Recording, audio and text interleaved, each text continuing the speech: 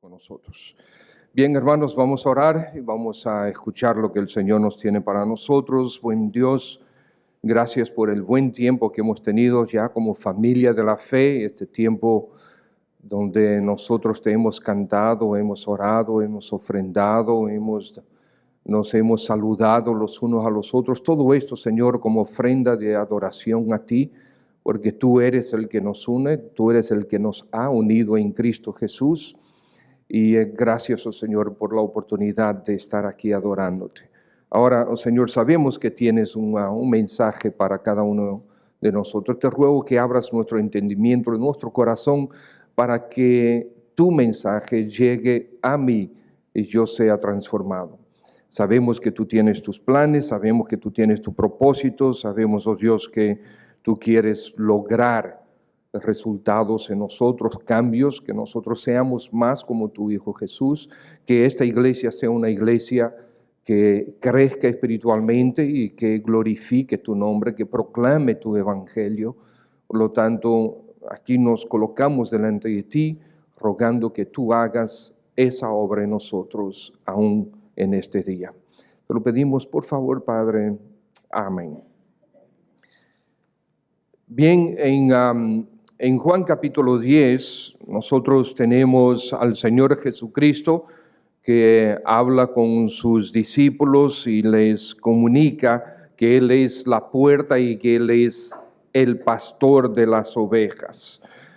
En el versículo, a partir del versículo 14, el Señor Jesús dice: yo soy el buen pastor y conozco mis ovejas y las mías me conocen.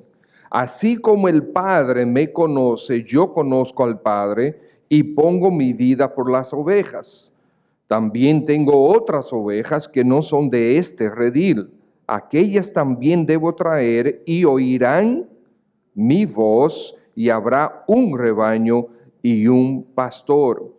Por eso me ama el Padre, porque yo pongo mi vida para volverla a tomar. Nadie me la quita, sino que yo de mí mismo la pongo. Tengo poder para ponerla y tengo poder para volverla a tomar. Este mandamiento recibí de mi Padre. Versículo 25. Jesús les respondió: os lo he dicho y no creéis. Las obras que yo hago en nombre de mi Padre, ellas dan testimonio de mí. Vosotros no creéis porque no sois de mis ovejas, como os he dicho. Mis ovejas oyen mi voz y yo las conozco y me siguen. Y yo les doy vida eterna y no perecerán jamás, ni nadie las arrebatará de mi mano. Mi Padre que me las dio es mayor que todos, y nadie las puede arrebatar de la mano de mi Padre. Yo y el Padre uno somos. Yo quisiera compartir con ustedes en esta mañana el título del mensaje: conoce y sigue a tu Señor y Pastor. Versículo 14, yo soy el buen pastor y me conozco mis ovejas y las mías me conocen. Y el versículo 27 dice: mis ovejas oyen mi voz y yo las conozco. ¿Qué hacen ellas? Me siguen. Entonces es necesario, hermanos, no solamente entender que el Señor nos conoce a nosotros, conoce a sus ovejas, sino que nosotros tenemos que conocer a nuestro Dios. Nosotros tenemos que conocer a nuestro Señor. Ahora, si yo le pregunto, ¿conoces a Dios? Si yo te pregunto, ¿tú sabes lo que Dios es omnipresente? Sí, levanta la mano. ¿Qué significa omnipresente? Está en todas partes, grandioso. O sea, si yo le hago algunas preguntas de esta forma, ustedes van a decir la respuesta correcta, pero una cosa es conocer acerca de Dios y otra cosa es conocer a Dios. Cómo todas esas verdades se vuelven una realidad en tu vida diaria. ¿Qué significa en el día de hoy, en el día de mañana, en esta próxima semana, en el próximo mes? ¿Qué significa que Dios es omnipresente? ¿Qué va a significar? ¿Qué significado tiene eso en tu vida? que Dios es omnipresente, que es omnisciente, que es soberano, que es santo, que tiene propósito, tiene planes. ¿Qué significa? Entonces, así es que tenemos que conocer a Dios. Ahora, ustedes saben que las ovejas tienen conocimiento de su pastor experimental. Es un conocimiento experimental. Hubo una vez que no lo conocían y cuando ya el pastor pasó tiempo con ellas, comenzaron a darse cuenta que este pastor, ¿quién es? Y comienzan a conocer su voz y comienzan a reconocer su voz.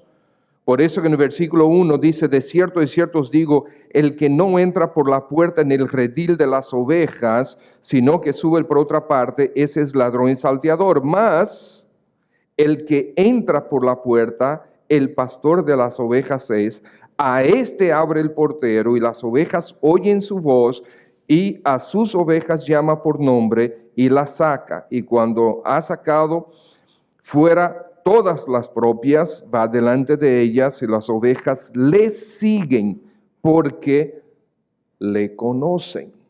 Es por eso que le siguen. Entonces, vamos a ver algunos de los aspectos de este que podemos sacar. Lamentablemente no vamos a poder verlos todos, pero esto les espero que produzca por lo menos inquietud en ustedes, en el resto del capítulo, ustedes poder identificar cosas sobre Dios, características de Dios que ustedes pueden aplicar a su vida. Pero veamos algunas de ellas esta mañana. Por ejemplo, el pastor o el Señor tiene total autoridad y es soberano. Nosotros lo vemos en el versículo 2, el que entra por la puerta, el pastor de las ovejas es. O sea, Él tiene absoluta autoridad de entrar por la puerta. Es el único que dice, ok, esto es mío, por aquí entro yo. ¿Por dónde entra el ladrón? No es por la puerta, es por otro lado. Pero Él tiene la autoridad y es soberano. ¿Qué significa esto? Él es soberano sobre la vida de las ovejas, sobre dónde viven las ovejas, sobre cuándo entran y cuándo salen las ovejas, dónde van a comer las ovejas. Absolutamente todo lo controla el pastor. Él es soberano. Él es el dueño de todos los aspectos, todas las circunstancias de tu vida. Por ejemplo, fíjense la vida de José. Para José fue una de las peores tragedias que a los 17 años de edad él fuera vendido por sus propios hermanos a una caravana de burdos comerciantes que aceptaron llevarse a este joven de 17 años.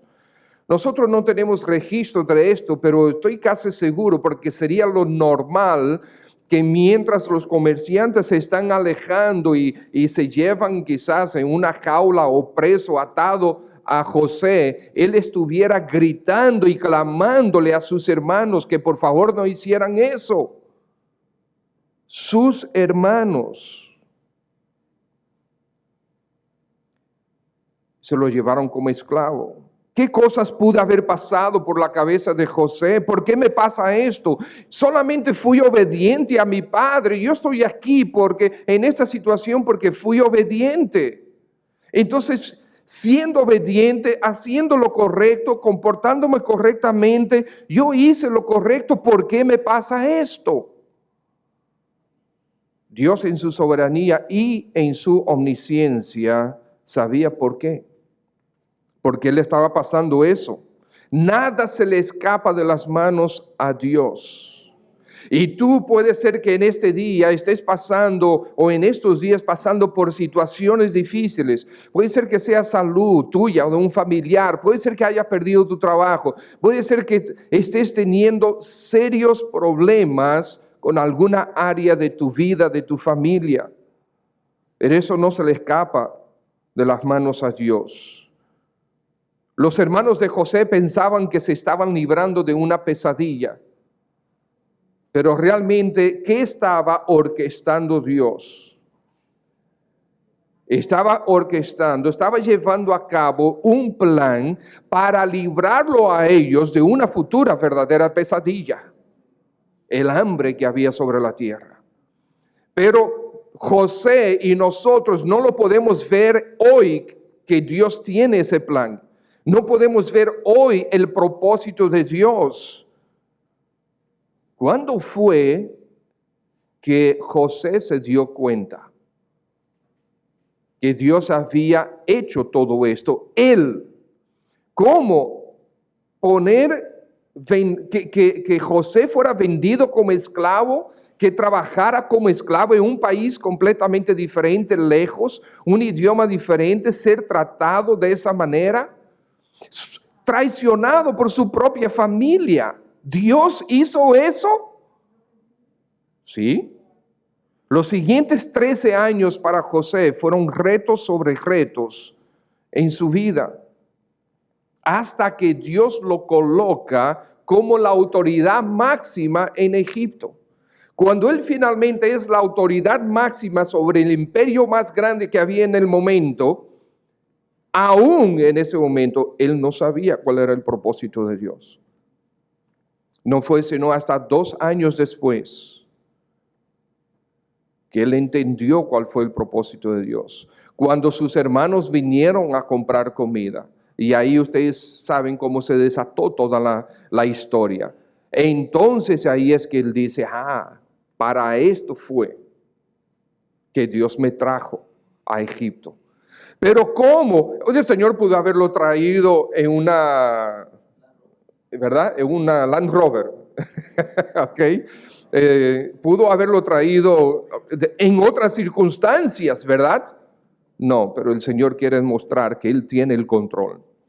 Y además que cada circunstancia por la que tú y yo pasamos, Dios está desarrollando un carácter en nosotros. Dios está moldeándonos para que nos parezcamos más a Cristo Jesús, su Hijo. Puede ser que estés sujeto a ciertas circunstancias fuertes en tu vida. Te preguntarás por qué. Deseas respuestas. Yo te presento hoy que yo no creo que tú deseas respuestas, tú deseas alivio. Tú realmente no quieres saber por qué, lo que tú no quieres es estar en esas circunstancias.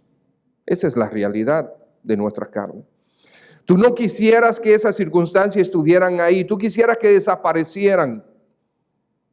Pero no, Dios te colocó ahí. A veces somos nosotros mismos que nos metemos en ciertas circunstancias por nuestro pecado. Esa es la verdad. Pero Dios te tiene ahí y te tiene con un propósito. Es probable que esa prueba se quede por un buen tiempo. ¿Cuánto tiempo duró la de José? 13 años, 15 años.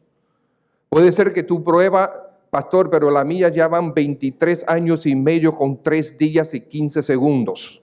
¿Ok?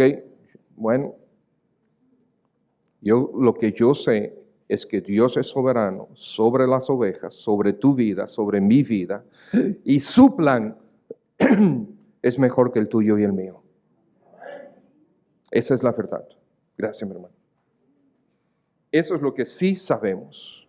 Y aquí tenemos, pues, evidencia. Ahora, en segundo lugar, vemos que Dios es el proveedor.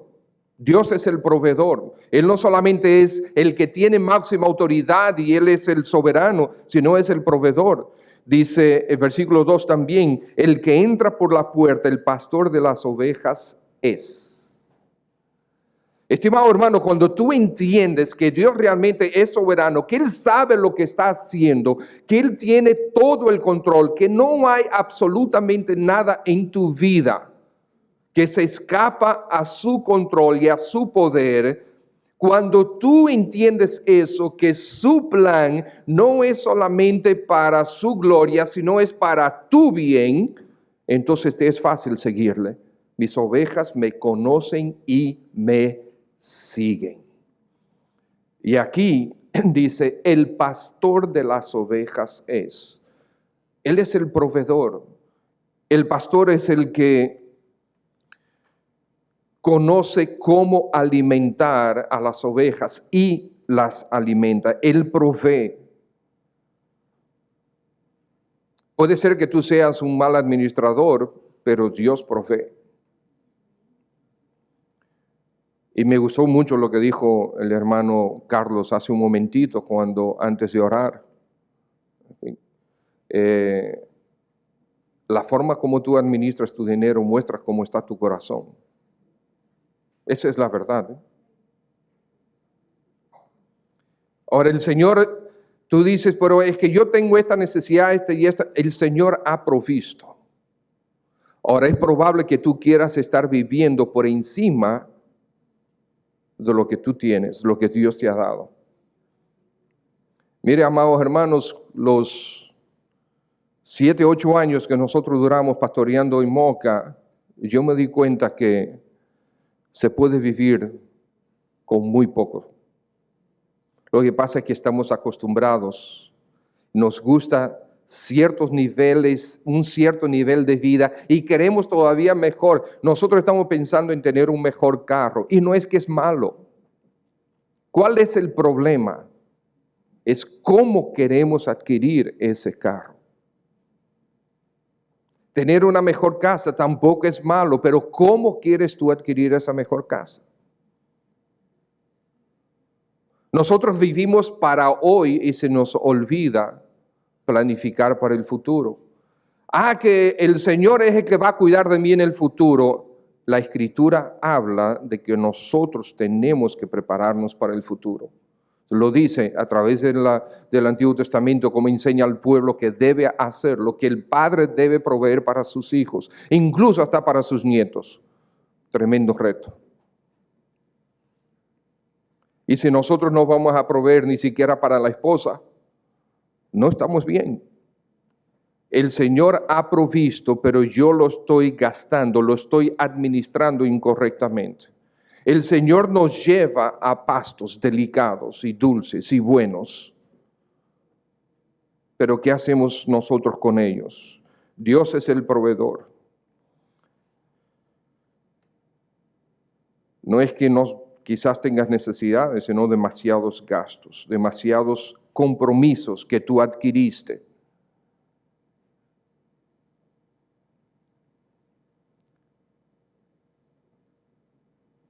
Yo sé que hay personas que viven en el año con lo que yo gano en un mes. Y hay personas que no pueden vivir en un mes con lo que yo gano en un año.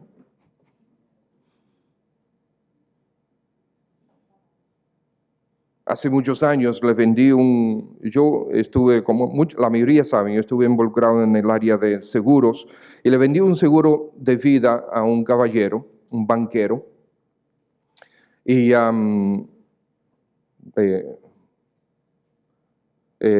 buen seguro de vida, vamos a ponerlo de esa manera. Y él quedó muy contento, incluso hasta trató de que otros de los vicepresidentes del banco me compraron el mismo seguro. El hecho es que me desconecté de él por un tiempo porque salí del país. Cuando regresé al país, conocí a uno de los ejecutivos de ese banco, otro ejecutivo de ese banco, y le pregunté por fulano de tal. Me dijo, no, pero él murió.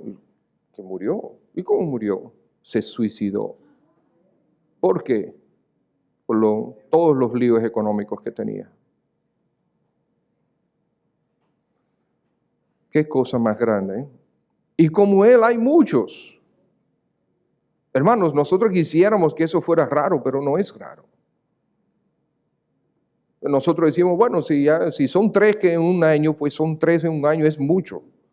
Cuando nosotros debemos claramente depender de nuestro Dios. Pero puede ser que también tú tengas que trabajar más, arriesgarte un poco más, prepararte algo más. También puede ser que Dios sencillamente no quiera que tengas más de lo que tú tienes. Esa es la verdad. A veces Dios dice, no, este es el tope que yo te voy a dar. Y no sabemos por qué. A veces es para desarrollar más y más el carácter de Cristo en ti. A veces es porque tú te vas a dar una pérdida terrible si Él te permite prosperar. Amados hermanos, miren, no es ni 1, ni 2, ni 10 veces que hemos visto esto. Demasiado a menudo sucede. Pastor, ore por un trabajo. Pastor, ore para que yo cambie de trabajo. Pastor, ore para que... Ok, vamos a orar.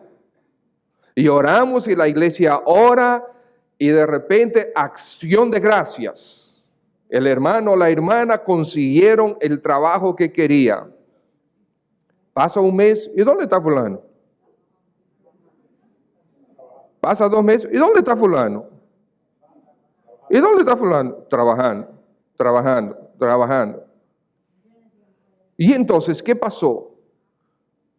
Nosotros tenemos esta tendencia de convertir las bendiciones en maldiciones.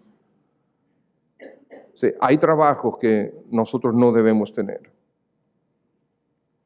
Él es el proveedor. Dice el Salmo 23, nada me faltará. Jehová es mi pastor, nada me faltará. En Mateo capítulo 6, versículo 31 al 33 dice, no os afanéis pues diciendo ¿qué comeremos? ¿O qué beberemos? ¿O qué vestiremos? Porque los gentiles buscan estas cosas. Son los gentiles que buscan, que procuran, que van detrás, que persiguen esas cosas. Pero vuestro Padre Celestial sabe que ustedes tienen necesidad de esas cosas. Entonces el Señor dice, mas busca primeramente el reino de Dios y su justicia, y todas esas cosas os serán añadidas. Así que no te afanes por el día de mañana, porque el día de mañana traerá su afán, basta cada día su propio mal.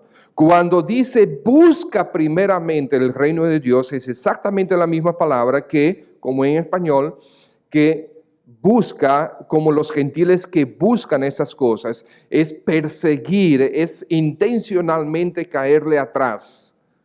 Pues en vez de hacer eso detrás de tu provisión, el Señor dice, busca su reino y su justicia. Él se encargará de que esas cosas sean provistas para ti. En otras palabras, Dios tiene una condición, tiene una promesa, pero tiene una condición.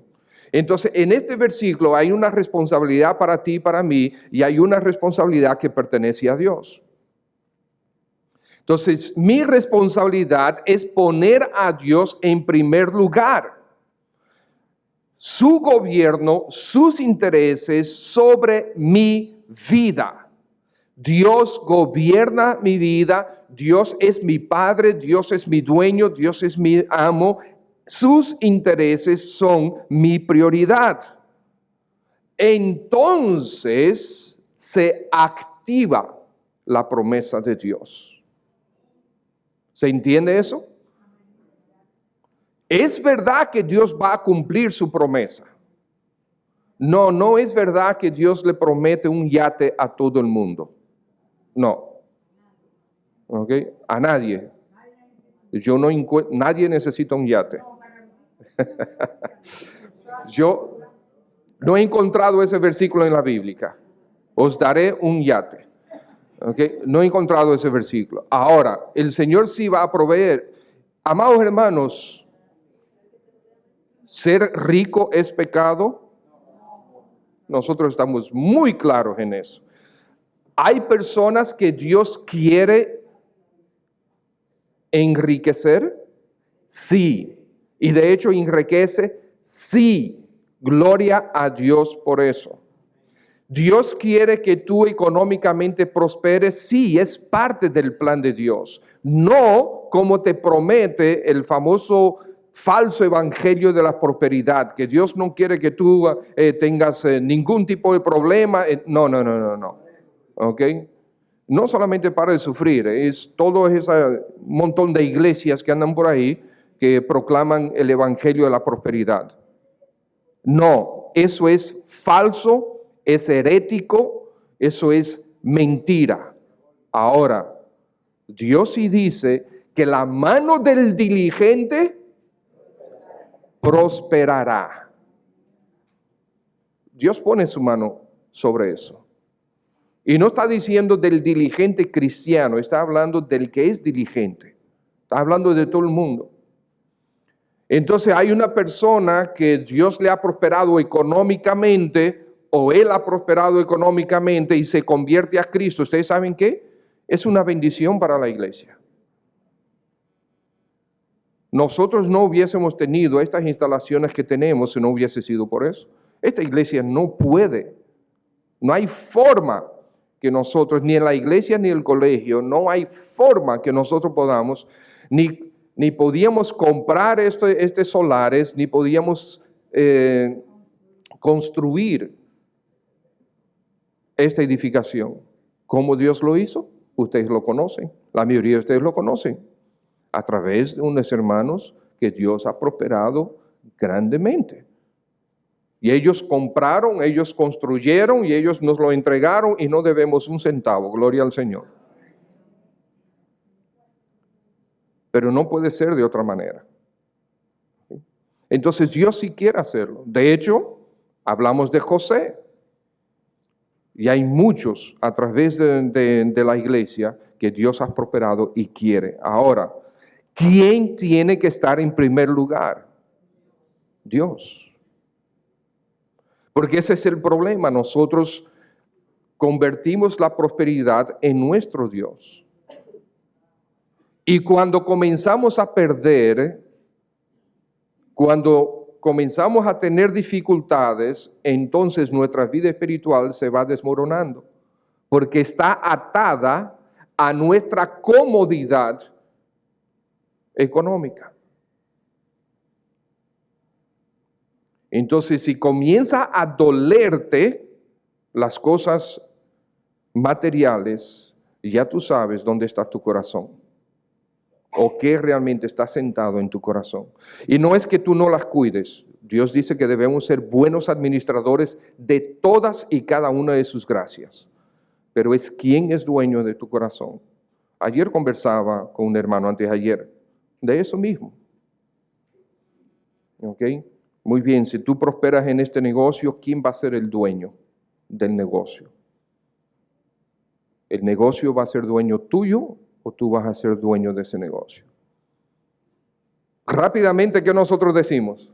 No, yo voy a ser el dueño. Qué fácil decirlo. Y después, ¿y el hermano dónde está? ¿Y la hermana dónde está? En primer lugar, esto significa en preferencia y en valor, Dios tiene que tener el primer lugar. Esto significa en tiempo y en diligencia, Dios tiene que tener el primer lugar. Significa primero en consideración y anhelo.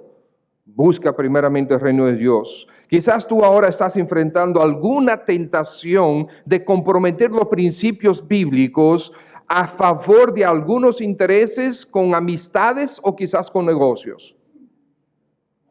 Recuerda que tienes compromisos mayores que los de amistades y negocios. Tienes la encomienda de colocar a Dios y su gloria en primer lugar. Y debes creerle a Dios que Él va a cumplir con su parte. Si tú cumples con la tuya, Dios cumple con la de Él.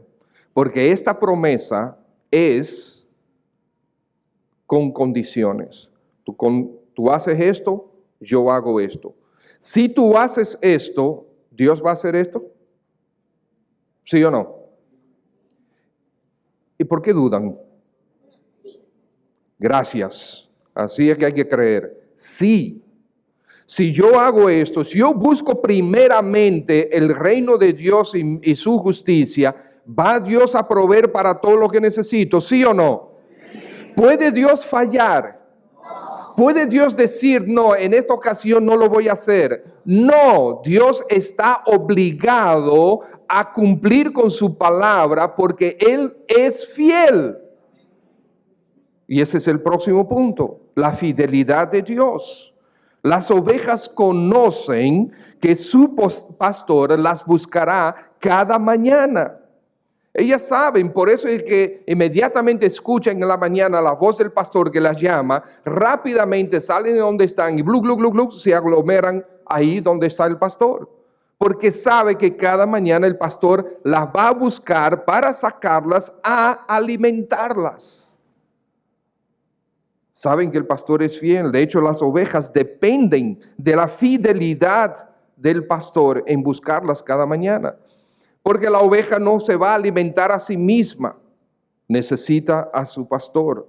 La fidelidad de Dios es la lealtad perfecta y la consistencia en ser fiel a su nombre, a su carácter y a su palabra. Repito, la fidelidad de Dios es el hecho de que Él es leal, 100% leal, perfectamente leal y consistente a su nombre, a su carácter y a su palabra.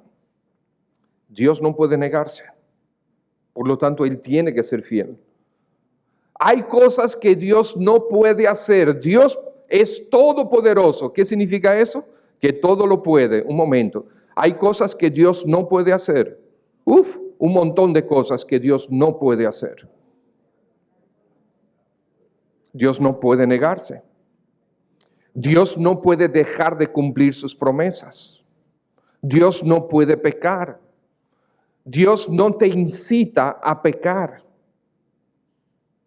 Una vez yo recuerdo, yo tenía algunos 6 meses de convertido y en el colegio yo le estaba predicando a uno de los jóvenes allá, compañeros del colegio, y por primera vez ahí, aparentemente a este muchacho le habían predicado mucho y ya conocía muchas mañas, y él me dijo, entonces tú crees en un Dios todopoderoso. Y yo digo, claro, yo estaba recién convertido. Yo digo, pero claro, o sea que Dios puede hacer todas las cosas.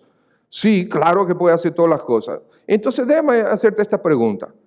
¿Puede Dios crear una piedra que sea tan grande que Él no la pueda mover? Yo dije, sí. Digo, no. Sí, no. Yo me quedé así. ¿Puede Dios crear una piedra tan grande que Él no la pueda mover? Yo me quedé confundido ahí, yo no sabía qué decirle, y después me puse a estudiar, y claro, eso es un juego de palabras, y finalmente encontré un comentarista que dijo, yo una vez recibí esa pregunta, y yo le dije al que me la preguntó, sí, tu cabeza. Porque es realmente un tema de rebeldía. Pero Dios es fiel. Él va a cumplir con su palabra, con sus promesas. Amados hermanos, es más, la fe de nosotros, ¿qué dice Hebreos capítulo 1? Que es pues la fe, la certeza de lo que se espera, la convicción de lo que no se ve. Entonces, en estos días me llamó una hermana, me dijo, pastor, ¿qué significa realmente tener fe? Porque yo estoy pidiendo a Dios esto y yo quiero saber si puedo tener fe para que Dios realmente lo conteste. Ahí es que está el problema. Es que nosotros pensamos que Dios está a mis órdenes. Nosotros pensamos que nosotros desarrollamos un gran deseo por algo, tener algo o que suceda algo, y entonces pensamos que ese gran deseo es fe.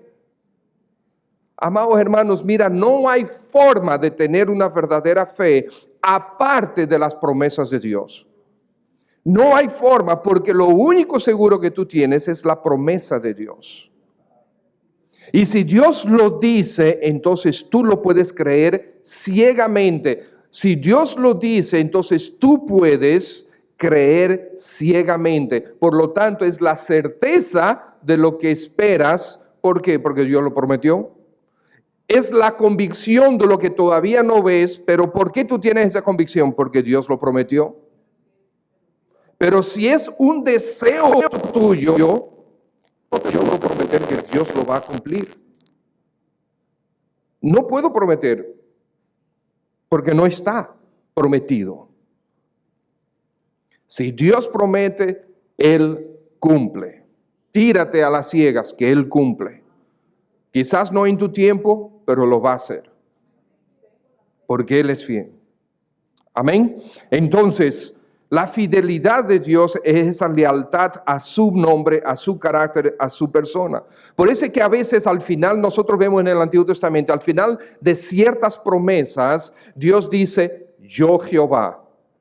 Es como si Dios firmara ahí, ¿vieron? Este es mi pacto con ustedes. Dios es fiel porque no cambia. Él es inmutable, no hay sombra de variación en Él. Vemos la fidelidad de Dios desplegada a través de todo el tiempo de la creación, fiel en crear y cuidar a su pueblo a través de los siglos, fiel en prometer y proveer al Salvador, al Redentor y al Cristo, nuestro Señor, fiel con individuos que no lo merecen. Es increíble leer Hebreos capítulo 11, lo que algunos llaman, ¿verdad?, los héroes de la fe. Pero ahí hay unos cuantos, hay 2 o 3 que yo tengo problemas con ellos. Si no estuvieran escritos ahí, es más, ni siquiera creo que son verdaderos creyentes. O sea, ¿por qué yo creo que Sansón es creyente? Porque está ahí en Hebreos 11. Porque no hay nada en el registro bíblico que dé evidencia que Sansón era un hombre piadoso. Nada, no hay nada en las escrituras. Ahora, las escrituras no dicen todos los detalles de la vida de Sansón. Hay que entender eso. Ya todo lo que la Biblia nos registra sobre Sansón es negativo. Pero ahí no están todos los detalles sobre Sansón. No, pero Sansón al final de su vida, él vengó todos los enemigos de Dios. No, él mató a esa gente para vengarse de sus ojos. Lean bien su Biblia. Fue venganza personal, incluso en eso. Pero ahí está en las Escrituras. Entonces yo lo creo. Y ustedes saben que debe ser así. Él es omnisciente. Dice la Escritura en el versículo 3, que a este abre el portero y las ovejas oyen su voz y sus ovejas llama ¿cómo? Por nombre. Ok, claro, todo esto el Señor Jesucristo está diciendo, refiriéndose a todos los creyentes como ovejas suyas. Incluso dice más adelante que Él tiene otras ovejas, versículo 16, tengo otras ovejas, se está refiriendo a los que no son judíos, que no son de este redil, aquellas también debo traer y oirán mi voz y habrá un rebaño y un pastor. El versículo 28 dice que a sus ovejas les da ¿qué?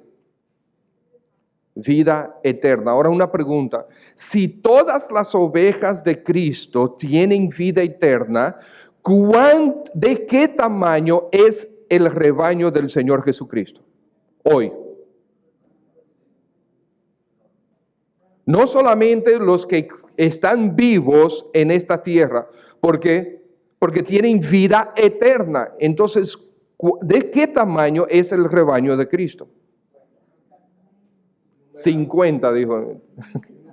Exactamente, no tiene número. Y el Señor dice que las llama, ¿por qué? Por nombre. Mire, a mí me da trabajo recordar los nombres. El Señor me ha ayudado a recordar muchos nombres.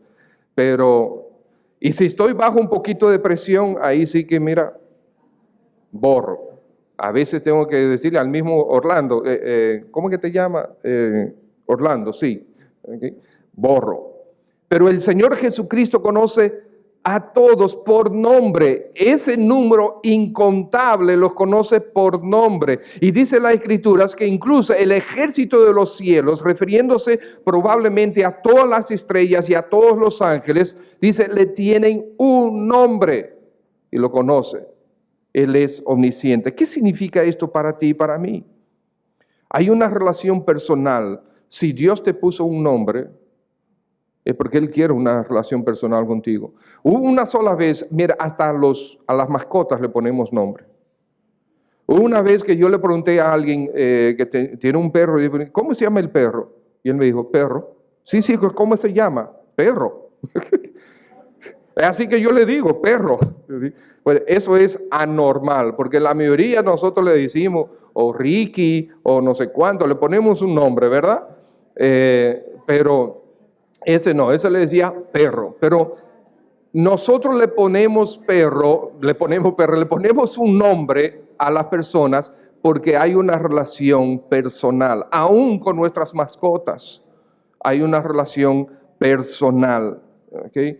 Y el Señor quiere mantener esa relación personal contigo. El Señor no quiere que tú te sientas perdido en esta vida. Tú dices, yo estoy solo. No, tú te sientes solo.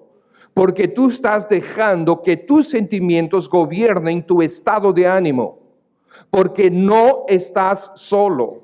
Cristo Jesús prometió estar contigo todos los días hasta el fin de este siglo.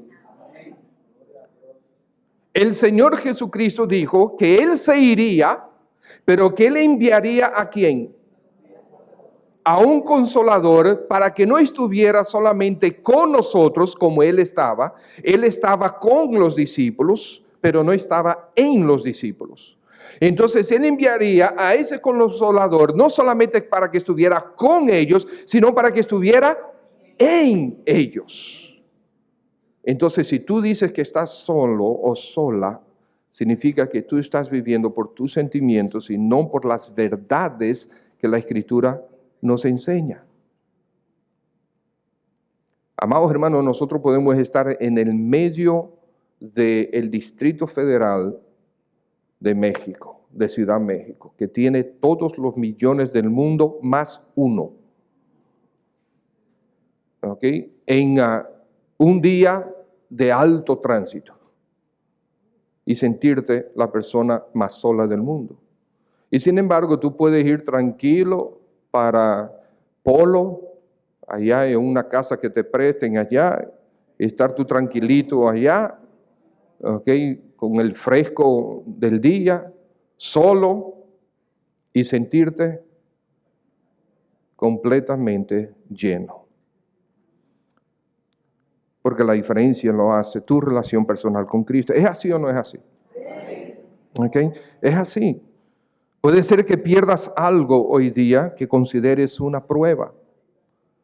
Primero a los Corintios capítulo 10, versículo 13 dice que no hay nada que venga a tu vida que sea una tentación que no permita o que provoque que tú peques. Miren, ninguna tentación, dice, vendrá a tu vida. Ninguna que Dios no tenga control. Y que tú no puedas decir no. No hay ninguna prueba que venga a tu vida que Dios que no te diga a ti, tú tienes el poder para sobrepasar esto. ¿Por qué? Porque si su espíritu, si la presencia del eterno Dios, si la presencia del todopoderoso Dios, si la presencia de tu pastor, de tu Señor, de tu glorioso Creador está en ti, entonces no hay forma que tú digas, no pude con esta tentación, no puedo con esta prueba. ¿No? El Señor dice que Él va a darte cada salida en cada momento. ¿Estás perdiendo algo? Quizás tú consideras que tienes una prueba. Puede ser que tengas la oportunidad de ganar algo y eso sea una tentación. Puede ser que decidas algunas cosas y eso va a traer consecuencias a tu vida.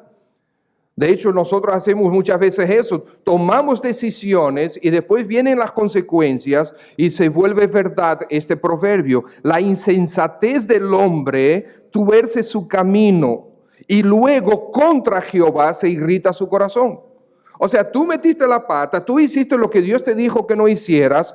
Claro, ahora vienen las consecuencias y ¿estás molesto con Dios?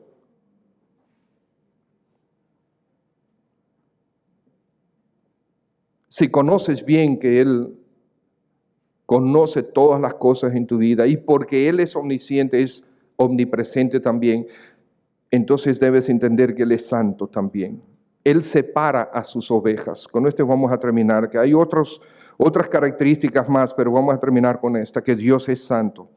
Dice el versículo 4 que Él separa a las ovejas, Él saca a las ovejas, separa las suyas de las demás, porque Él es un Dios santo, las mantiene aparte. Uno de los problemas más grandes que tiene la iglesia de hoy es la gran falta de comprensión acerca de la santidad de Dios. Y a veces intencionalmente la ignoran. Hemos enseñado esto, pero es necesario que lo recordemos. Amados hermanos, la santidad de Dios, podemos verla de esta manera. Mire, cada vez que habla la Biblia, habla de Dios. ¿Dónde está Dios? ¿Dónde está localizado Dios? Siempre habla que está en el cielo. Siempre dice, o está en un trono alto y sublime, o es el Dios altísimo, o está en el cielo, pero siempre está lejos y separado de este mundo y de esta creación. Siempre. Ahora tú dices, pero Dios es omnipresente. Sí. Entonces no significa que Él está aquí. Bueno, tenemos que entenderlo. Dios es omnipresente, Dios es omnisciente. ¿Qué significa eso? Dios sabe todas las cosas al mismo tiempo. Eso significa que en todas las épocas del tiempo, como Dios no es controlado por el tiempo, nosotros sí, pero lo que va a suceder dentro de 1.000.000 de años para Dios es presente. Digo, no ha pasado 1.000.000 de años todavía desde su creación, pero Dios está presente. Dios conoce todas las cosas al mismo tiempo, en todo lugar. En ese sentido, Dios está presente. Porque Dios no puede saber lo que está sucediendo ahora mismo en este salón no puede estar consciente de todo eso sin estar presente. En ese sentido Él está presente, en ese sentido Él es omnipresente. Pero la Escritura dice que Él es Dios altísimo y que está en los cielos, en su trono alto y sublime, separado de su creación. ¿Ustedes saben por qué? La Escritura dice que toda la creación, desde el momento que Adán y Eva pecaron, que Él sí se paseaba con Adán y Eva en el huerto antes del pecado, dice que se paseaba al aire del día y tenía comunión con Adán y Eva. Después de ahí ya no. Dios, la santidad de Dios significa que Él está separado de todo lo que es común y ordinario, no solamente del pecado. ¿Ustedes saben lo que significa eso? Todo lo que hay en esta creación está impactado por el pecado. Dice que estamos esclavizados, toda la creación está esclavizada por causa del pecado, los efectos del pecado sobre la creación. Por lo tanto, Dios no puede estar aquí. Y si Dios está separado, aunque sean de las cosas normales de este mundo, normales, cosas que, ¿cuál es el problema con ese árbol que está allá afuera? Está bajo la esclavitud del pecado. Está afectado por el pecado. ¿Y cómo así? Bueno, ¿el árbol muere o no muere? ¿Se enferma o no se enferma? ¿Le salen enfermedades? Claro que sí. Todo eso, Dios está separado aún de lo que es común. Y si nosotros pudiéramos entender esto y después entender cuando Dios dice, sed santos como yo soy santo.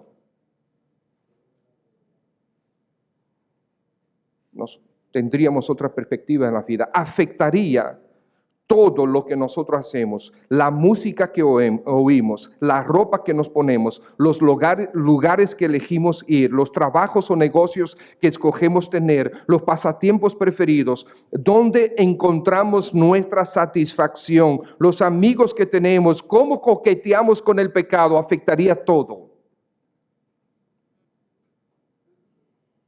El propósito de Dios siempre ha sido que su pueblo esté aparte, no mezclado, que se mantenga puro. Muchas de las leyes cívicas que Dios dio al pueblo de Israel eran para eso. eh, no, ¿cómo se llama? No guisarás el cabrito en la leche de su madre. ¿Qué tiene eso que ver? Muchas de esas leyes era para trazar una línea entre los pueblos paganos, lo que hacían los pueblos paganos y lo que era el pueblo de Dios. No tenía ningún sentido moral.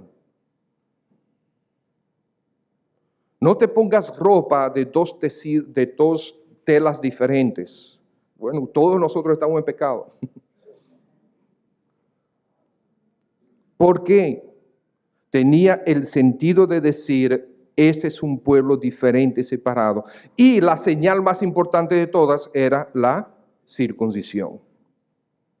El pueblo de Israel tenía que circuncidarse. Todos los varones tenían que circuncidarse. Entonces, mis hermanos,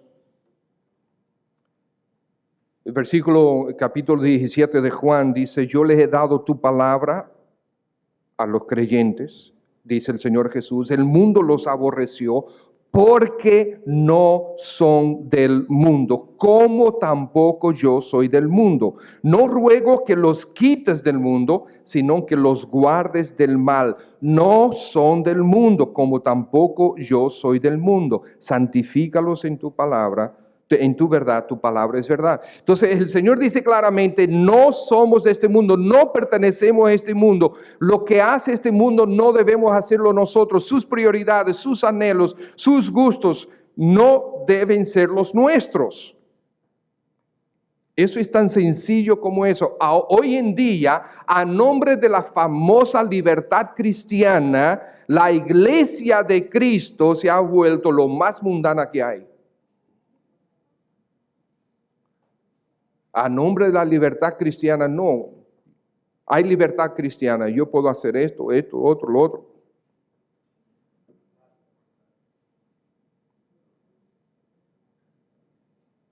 Ya no se sabe, cuando vemos un grupo de personas, ya no se sabe cuáles son los creyentes y cuáles no son. Se visten igual, hablan igual, piensan igual, eligen lo mismo, se visten igual, hacen de todo igual. Todo.